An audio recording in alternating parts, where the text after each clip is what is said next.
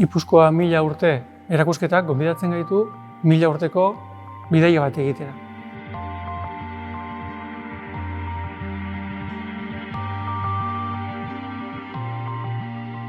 Aurkezten da garai hartako gizartea, ekonomia, lurraldea populatzeko moduak eta nolakoak ziren, eta ondoren, Erdi Aroaren bukaeratik aurrera, berrikusten da 10 mende horretan nola aldatu den Gipuzkoa, eta gipuzkoarrek nolako erakundeak sortu dituzten beren burua gobernatzeko.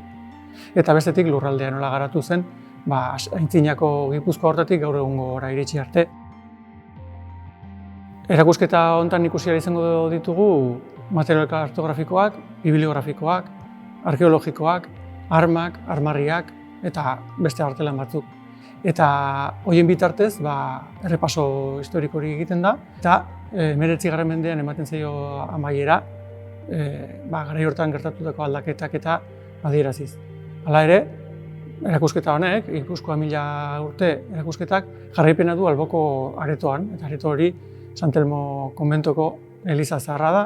Bertan 20. mende hasierako artelanak daudelako, serten oihalak, eta haietan Gipuzkoako zenbait pasarte azaltzen dira, garai horretan irudikatuak. Eta hori da erakusketaren ildo nagusia.